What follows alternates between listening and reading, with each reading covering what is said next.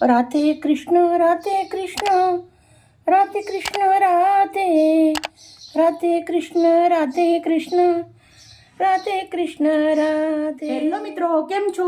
જય શ્રી કૃષ્ણ. ચોમાસાની મોસમ શરૂ થઈ ગઈ છે, સરસ મજાનો ભારે વરસાદ ચાલુ થયો છે અને આપણે આજે આખા મગના ટીકડી ભજીયા બનાવવાના છે. મેં 1 વાટકી મગ લીધા હતા અને પાણી રેડી અને સરસ મજાનું બાફી અને રેડી કરી દીધા છે. કુકરના અંદર 5 સીટી મારી દીધી છે. અંદર ગાજર નાખું છું, શિમલા મરચું થોડું નાખું છું, આદું ઝીણું સમારેલું થોડું નાખું છું, પછી આપણે લીલા મરચાં નાખું છું, થોડા ઝીણું સમારેલું લસણ નાખું છું, 1 નંગ ડુંગળી નાખું છું અને લીલા દાણા નાખું છું. અડધી ચમચી હિંગ નાખું છું, ગેસ ના થાય એના માટે.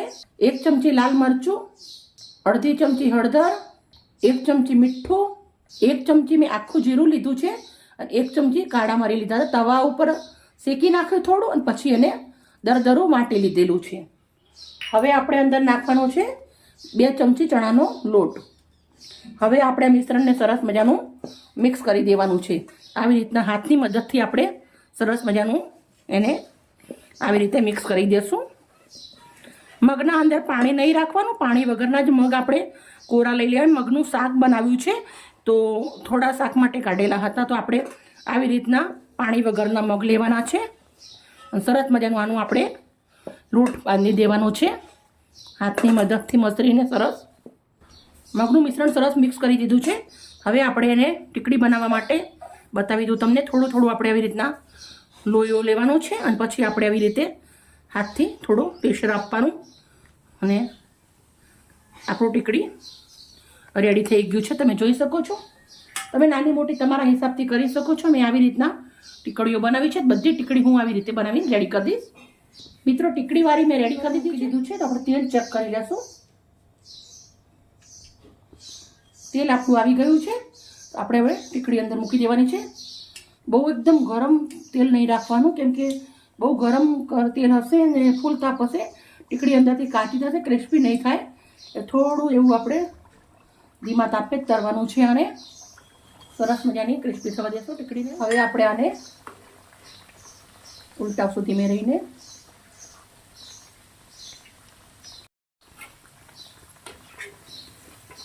મિત્રો, તમે જોઈ શકો છો આપણું સરસ મજાના ટીકડી ભજીયા સરસ કડક કડક થવા માંડ્યા છે. ટીકડી ભજીયા કહી શકો છો તમે, આને ટીકડી કહી શકો છો, વડા કહી શકો છો, નામ તમે મનપસંદ દઈ શકો છો, પણ એકવાર બનાવજો જરૂર, બહુ જ સરસ લાગે છે. ક્રિસ્પી કરારા બની ગયા છે.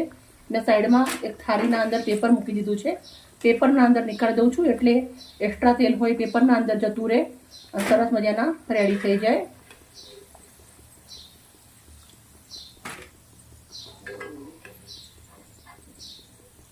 આ ગરમા ગરમ સરસ લાગે છે એટલે પહેલાં મેં આટલા તરી લીધા છે આપણે વિડીયો સજાવવા માટે. મિત્રો, તમને ટીકડી હું બતાવી દઉં. બહુ સરસ મજાની એકદમ ક્રિસ્પી અને અંદરથી એકદમ સરસ મજાની બની છે. તમે જોઈ શકો છો. હવે આપણે પ્લેટ લીધી છે, એના અંદર સર્વ કરી દેવાનું છે. મિત્રો, આ દહીં જોડે, ચટણી જોડે બધા જોડે સરસ લાગે છે, પણ અત્યારે હું ખાલી ટામેટા કેચઅપ જોડે જ સર્વ કરું છું. લીલી ચટણી જોડે પણ બહુ જ સરસ લાગે છે, પણ મેં બનાવી નથી એટલે ટામેટા કેચઅપ જોડે સર્વ કરી દઉં છું. હવે આપણે એક ધાણાની પાંદડી આવી રીતે લગાવી દઉં છું સજાવવા માટે.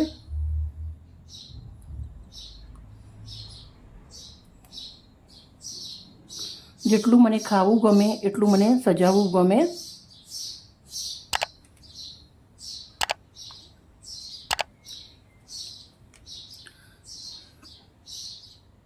તળેલા મરચા, દાણા. રાધે કૃષ્ણ રાધે કૃષ્ણ રાધે કૃષ્ણ રાધે રાધે કૃષ્ણ રાધે કૃષ્ણ રાધે કૃષ્ણ રાધે.